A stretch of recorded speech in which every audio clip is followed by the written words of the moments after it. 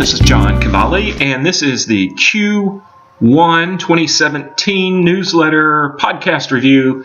I've changed this up a little bit for those. I'm finding that a lot of folks just listen to this rather than view it.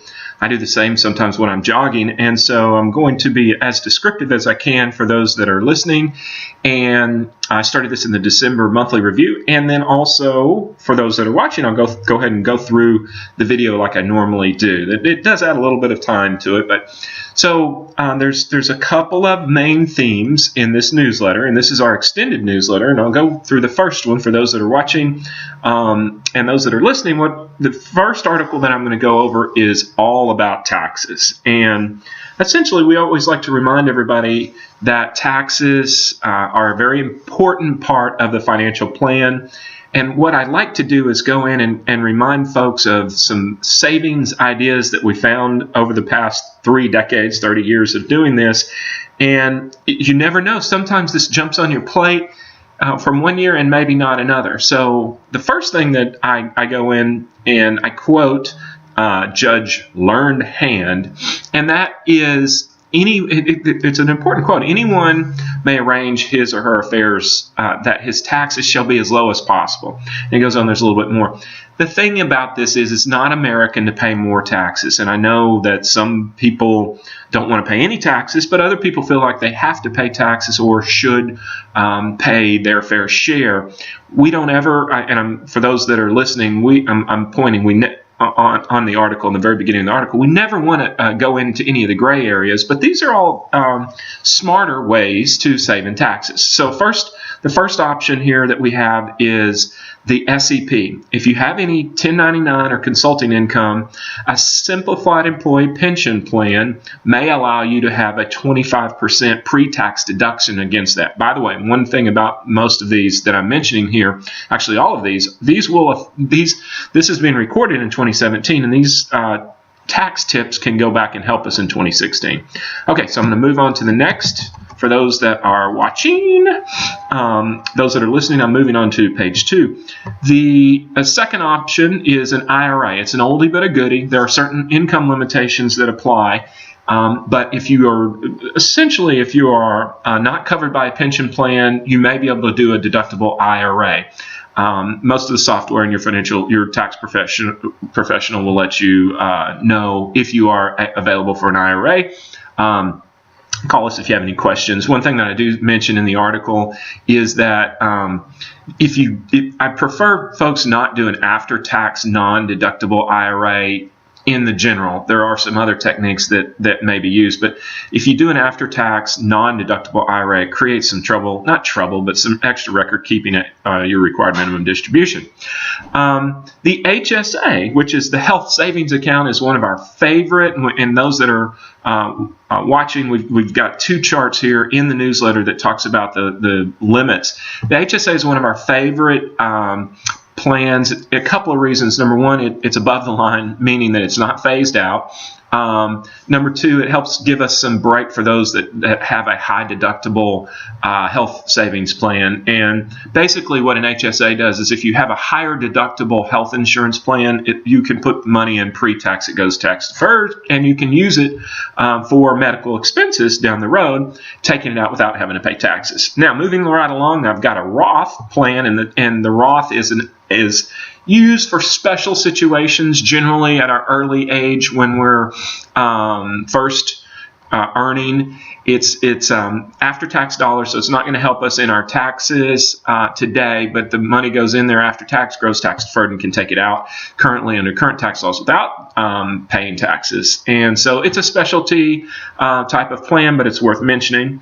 Lastly, this is a neat one. If you had a big purchase of some type, the sales tax credit, which goes on your itemized deductions, the sales tax credit might be worth itemizing. If you had a big, some sort of big purchase, think car, think something of that nature that had sales tax on it, that might be worth deducting. The sales tax general credit, those that are watching, I'm circling. The sales tax general credit is just basically geographic and income related, and they toss a number in there. So if you specify or you itemize, you may get a better one. Now, Lastly, I go into some important deadlines that are, I'll let you guys read the FBAR, which is the reporting of financial accounts from overseas. We have a lot of clients that are overseas or from another country, and they have overseas funds.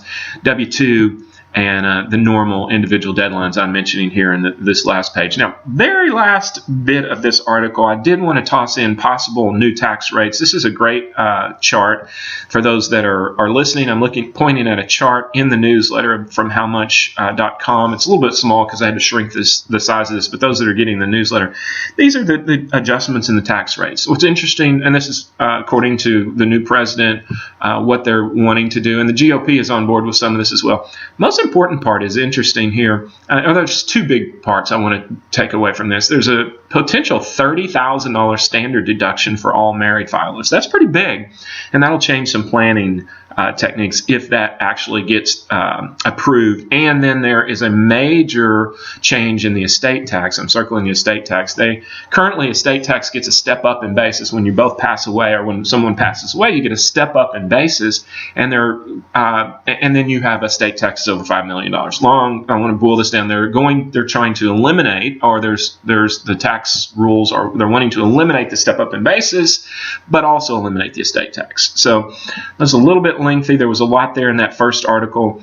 I want to go on to I'm going back, for those that are listening, I'm going back to the front page of the newsletter, and the second article that we talk about is markets consider. My editor puts these topics in, and I really like how she does this. She reads the articles and then updates the bullets. But markets consider possible inflation is the starter article on the front page. I'm going to go to page 4. So those that are watching, bear with me. Those that are listening, we're moving all the way down to page 4 of the article, and it's essentially I've got a real nice chart from FactSet, and it's the world interest rates of all different countries, and interest rates have steadily gone down for quite some time, and they're now popping back up. And that may be a blip, but it's worth watching. And as a refresher, higher interest rates are immediately a little bit of a hurdle to our fixed income portfolios, which are necessary in almost every portfolio, but longer term are much, much better as we gain higher interest rates. Beyond the scope of this discussion, but where I'm going with this is I've got this chart for those that are listening that's high left and low right, and rates are popping up finally at the lower right. And deeper in the article, I mentioned that here, and I'm those that are listening, I'm pointing to the Fed funds rates, and it's really showing us coming from 0 to 50 basis points, and it looks like a really big move. But moving on down to I'm moving on down to another the next page 5.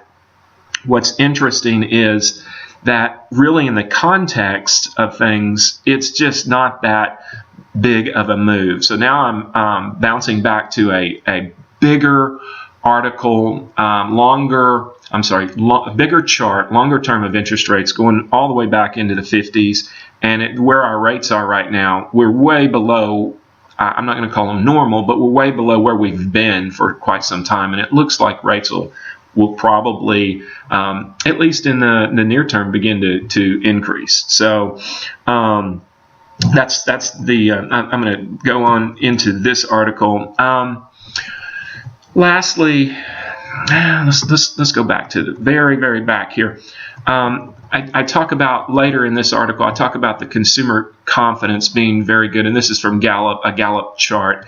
And the consumer confidence is a big portion of why rates may increase. And also, very interestingly, I conclude, are there any negatives with an increase in rates? Of course there can be, and that is that rates could go a little bit too fast. So, and I want to go one.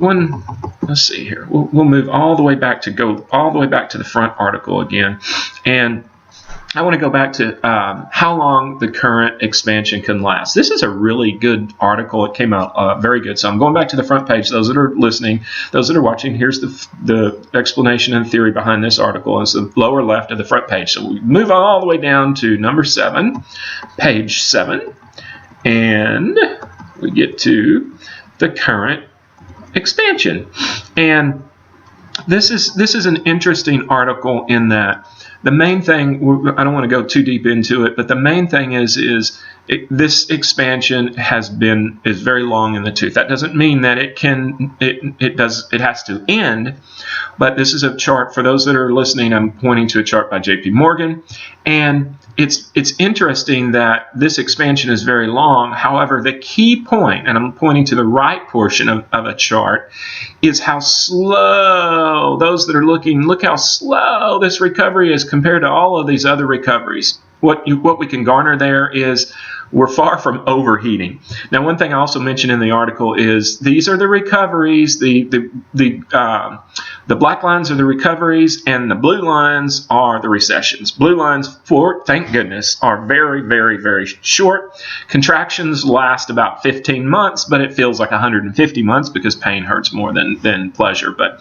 okay, I'm going to jump on down to a quick review. It's interesting, starting last year, the beginning. This is an article that doesn't feed off the first page.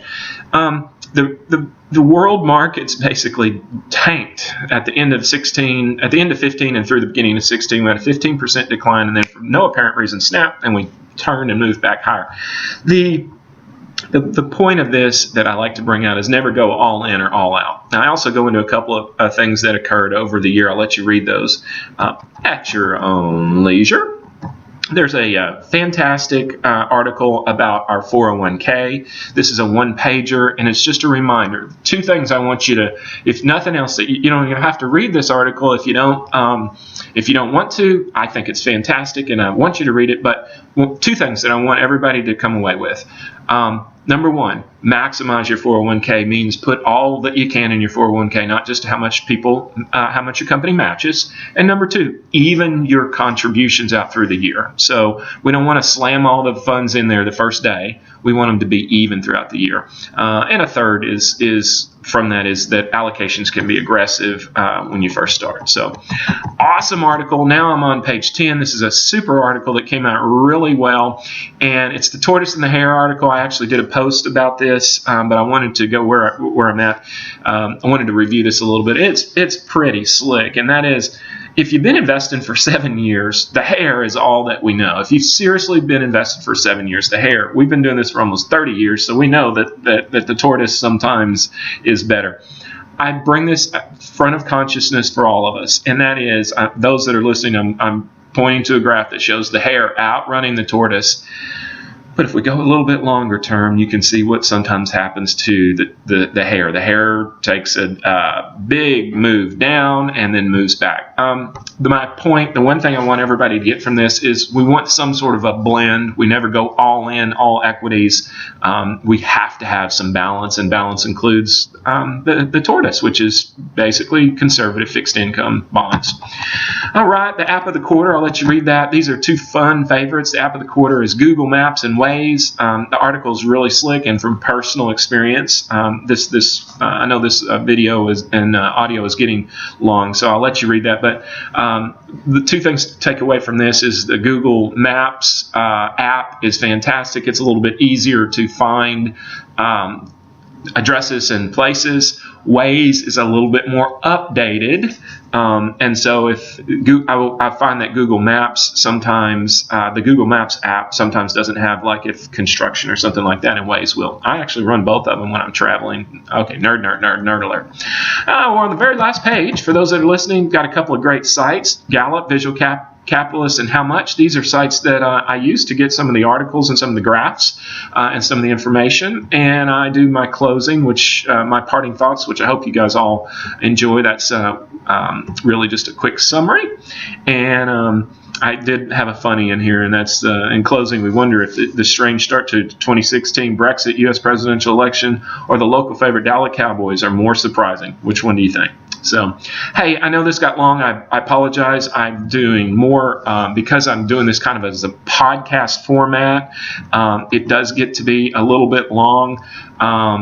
And I even actually skipped a little bit of this. Those that are still watching, I skipped a little bit of this in the essence of time. And this is the consumer. I'll let you guys read that.